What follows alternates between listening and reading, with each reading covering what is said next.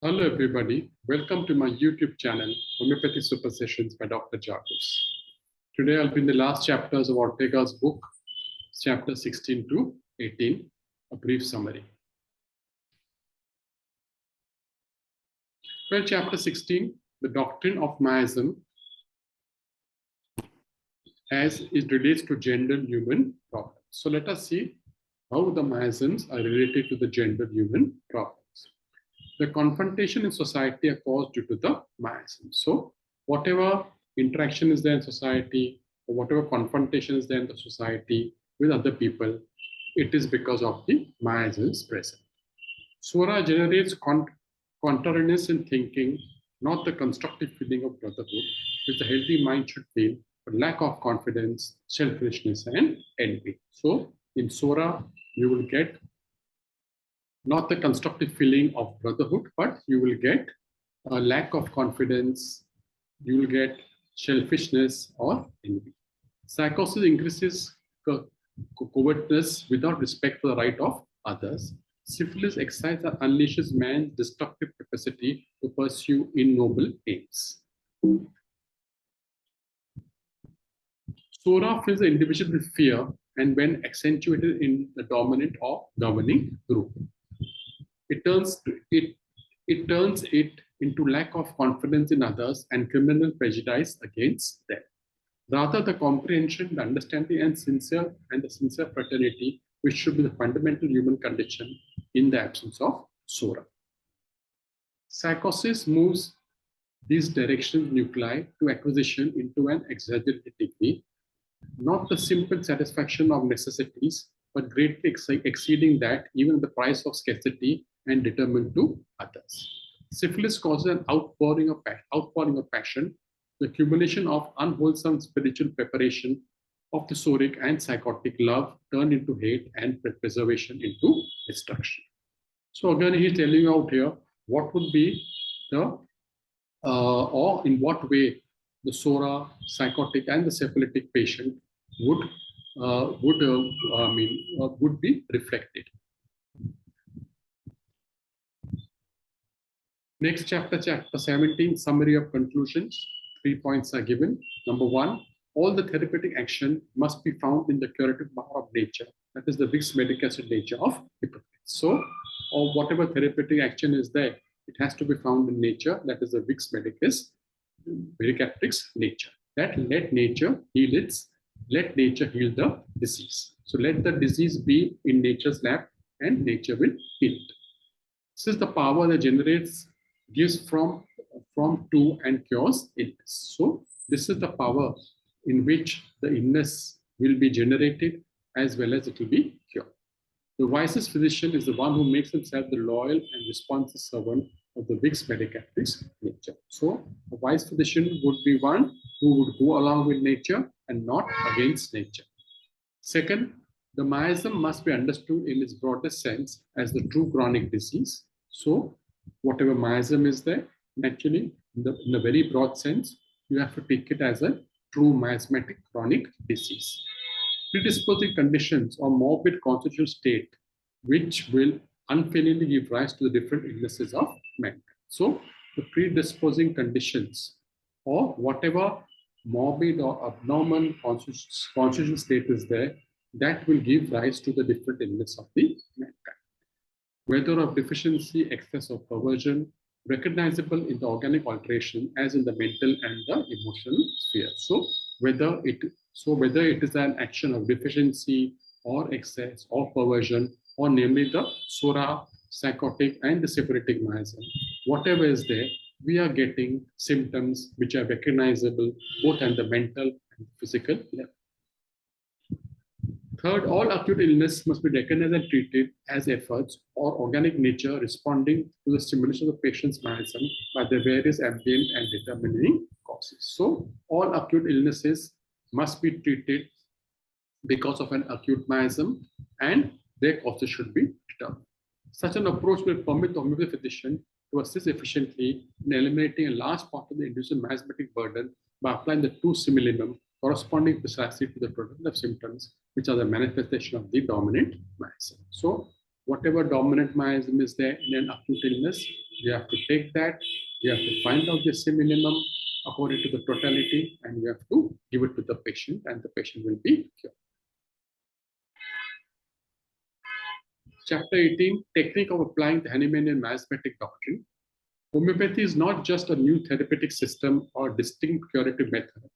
It is a whole of life, a special pattern of behavior, and a manner of visualizing life. So, Dr. Ortega says that in the chapter 18, that homeopathy is not just a new therapeutic system, but it is a system wherein the whole life is taken into consideration, and even the behavioral pattern of the individual is taken, in which he can visualize life. To be a true homeopath, one must undergo a transformation. So if you want to be a true homeopath, you must transform yourself into perceiving the holistic approach and seeing the different patterns of life, or the different shades of the expression of life.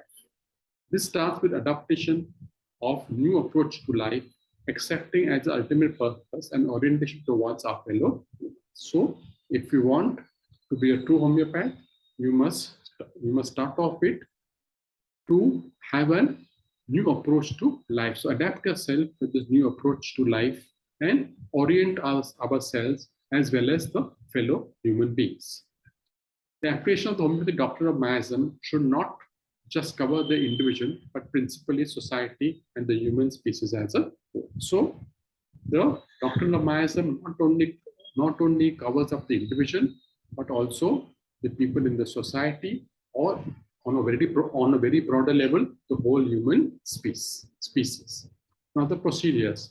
First one, when we come face to face with our patient, our main objective will be to identify him, to see what he is suffering from. So when patient comes into your clinic, or when face to face with the patient, we have to see what is he suffering from.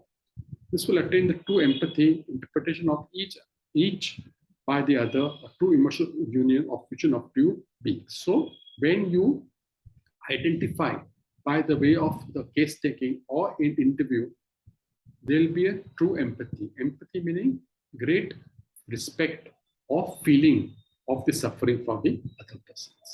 So by true empathy only, there will be an emotional bond which is formed between the doctor and the patient, or between the two human beings. Second, when inquiring about the anomalies present by the patient, we should observe and perceive A, the disturbance he has noted, and recounts them as constituting his peculiar illness. So whatever abnormality or whatever perversion or whatever distraction or whatever deviation he has noted, he has to note it down. B, those which lie beneath the surface without reaching the level of consciousness, but which with the physician assistance he can define or accept, or those things which the patient may be hiding from you. You have to try to find it out and try to define it. Those which the patient can deduce with certainty from the patient's expression of behavior, or those which the physician can deduce from the patient's expression of behavior. So how the patient behaves, whether he's very anxious, whether he's very nervous, or whether he's very outspoken, all that from the patient's body language, the patient can deduce the patient's expression and the behavior. This would be seen to constitute totality of the symptom, but it does not. So by identifying the suffering, by seeing how the patient is behaving, seeing what is his interpersonal relationship with other people, all this will not constitute, you think all this will constitute the totality, but it does not. Why? Because from the signs and symptoms which have been evaluated and noted down, the physician should isolate those constituting the present moment of existence for which the subject is passing, the ultimate expression of the being. So we have to take those signs and symptoms in which there is an ultimate expression of the human being.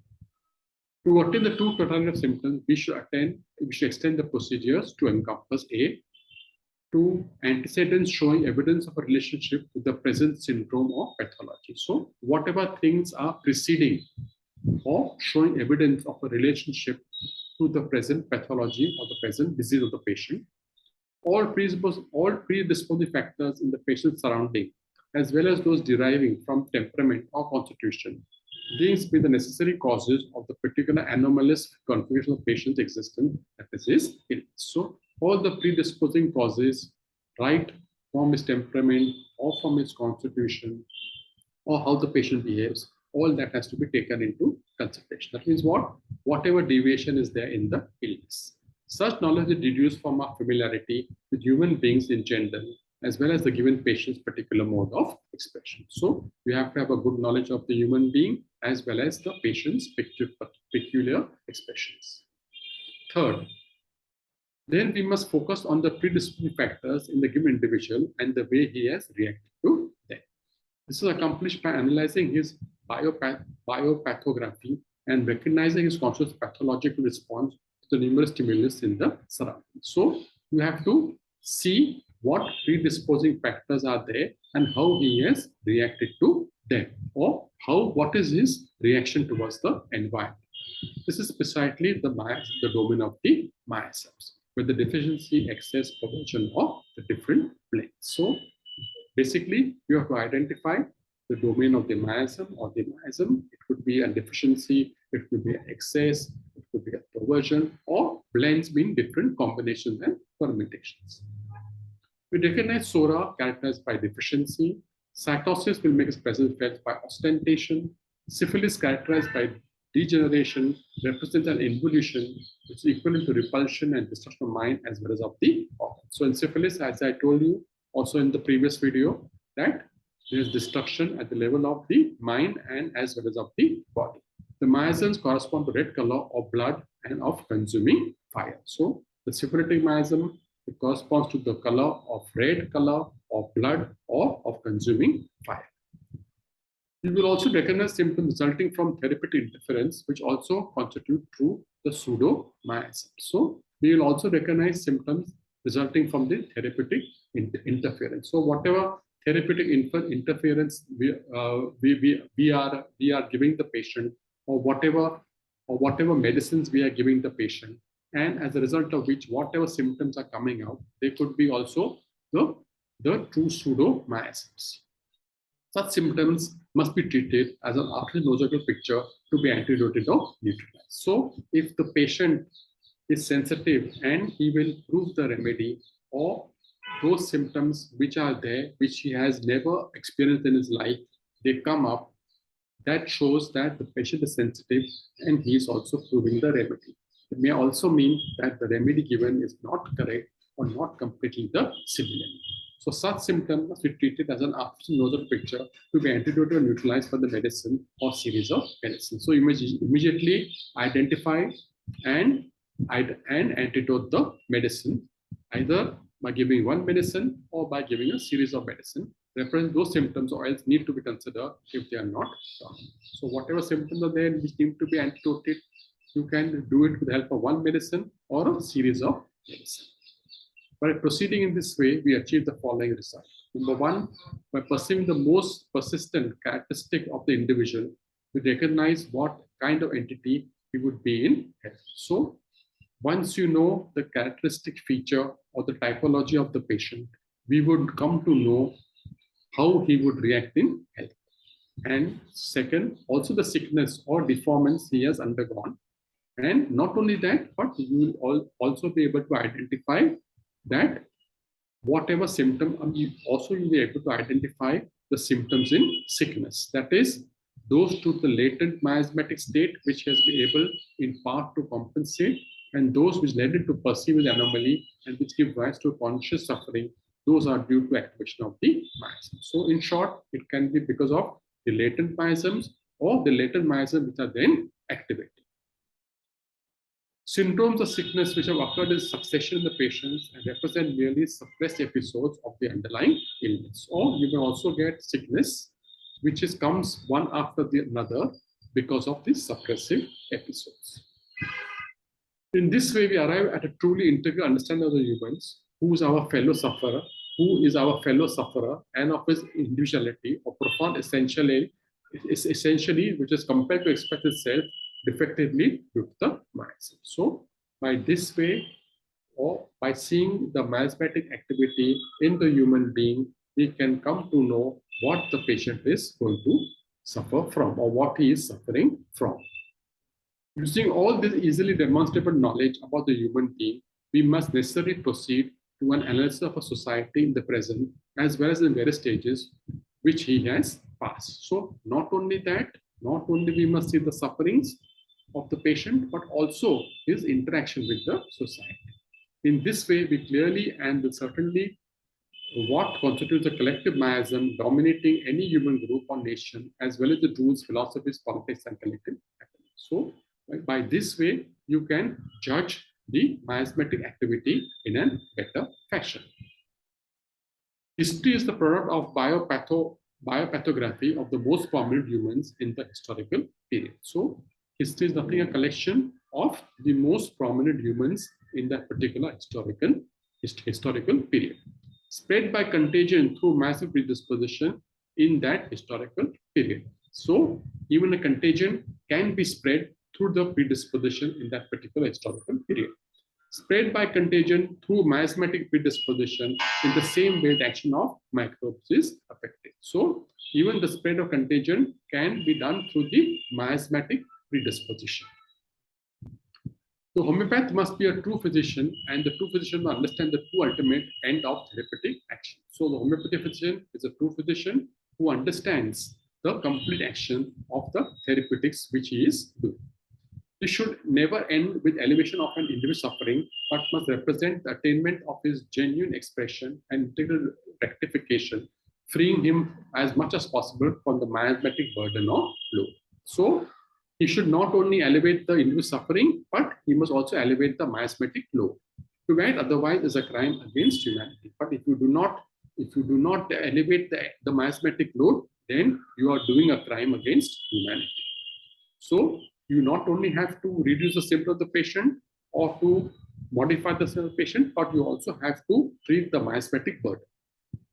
We can visualize miasmatic pathology as a ball of yarn made up of several threads or filaments. So miasmatic pathology is compared to a ball of yarn, which is made up of several filaments, accumulated over time from those presenting miasms inherited from progenitors to those acquired by the subject himself at different stages of life. So we have to see this yarn is made up of different filaments. Each filament is representing the miasm which is inherited.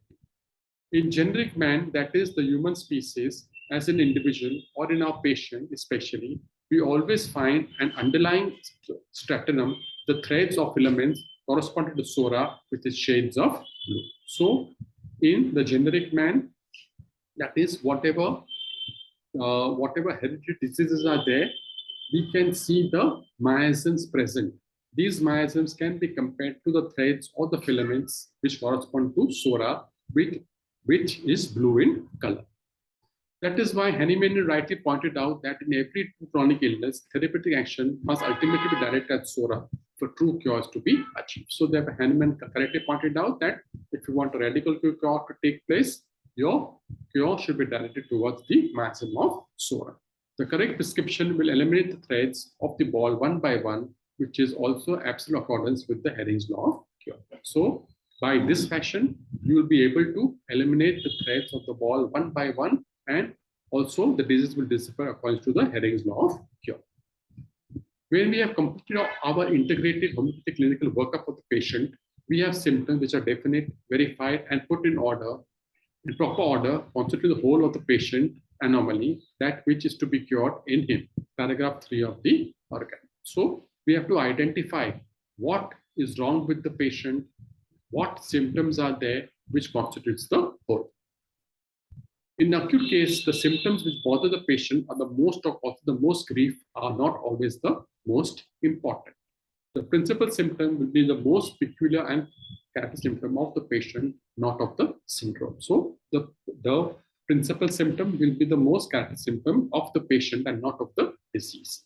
If we only work with the most obvious symptoms, we will suppress instead of cure. On para 152. So if we only take the common symptoms of the disease, it will lead to suppression rather than to cure. If no curative reaction occurs, even though the remedy has been given in accordance with patient's most peculiar and symptom, the physician should seek the remedy causing a reaction, basing it on long-standing and persistent anomalies with a constitutional or miasmatic basis. So he said, if no curative reaction occurs, even though the remedy has been given according to the totality, which is based on the characteristic symptoms, the physician should seek the remedy causing a reaction. Two, causing a reaction on the long-standing and persistent anomalies to the constitutional or miasmatic base. That is what he has to identify the miasm behind it and then accordingly treat it. This will lead into the basic remedy with more profound action. So this remedy, which covers up the miasmatic state of the patient, will be the basic remedy, and it will have a great or profound action. In chronic cases, the total symptoms will yield the expression of the dominant miasm. Whereas in chronic cases, it says the total symptoms will yield the expression of the dominant miasm.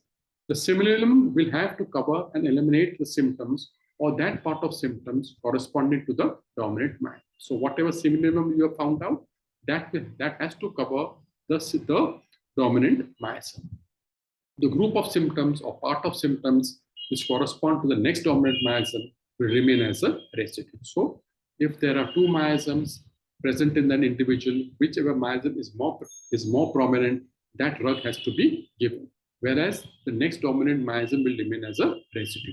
And when the effect of the medicine has worn off, this will provide the simpler picture guiding selection of the next remedy. So when two miasms are present, whichever miasm is prominent, you have to take up that miasmatic activity and prescribe a drug having that miasm. After that, whatever residue is left up, that you have to pick up and select the next remedy. On the subject of correct prescription, we must be sure to allow sufficient time for the medicine to complete its action. It's very important. Ortega is saying that if your prescription is correct, you have to allow it sufficient time to act. Then only it will complete its action. So don't be in a haste to prescribe the next remedy. The first prescription should cover the now of the patient. So the first prescription should cover what is the exact present state of the patient. The dose represents the potency which is suited to the chronicity and profundity of the ailment, the certain possibility of rectifying the patient dysfunctions and eliminating the lesions, the certain capacity of the patient's vital force, and the nature of the medicine. High potency should not be used to treat miasms when the patient's health is precarious or it is not very good, patient is very feeble. The patient is not entirely certain of having selected a completely similar, the physician is not entirely certain of having selected a completely similar remedy. The physician is not very sure of the simillimum. He is striving for a palliative effect which will cover the patient in part when the disease is incurable. So when the disease is incurable, when the pathology is advanced, when you want to palliate, you should not give high potencies. The symptoms of the dominant miasm do not match those of the selective remedy. And if the symptoms do not match, whatever miasm is there, the symptoms do not match, you cannot give the selected remedy in a high potency.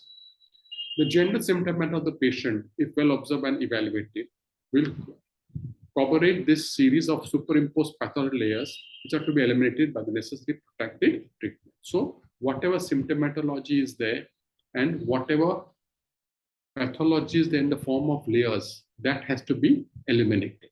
Thus treat the patient layer by layer to eradicate his complaint. So in a gross pathological case where there are more common symptoms and the less characteristic symptoms, treat the patient layer by layer by different remedies. In this way, you'll be able to treat the patient in a better manner to eradicate his complaints. The totality of symptoms will not be the numerical totality, but rather the totality congruent with the dominant miasm. So the totality of symptom should be in resonance with the dominant miasm. This constitutes the true and useful totality.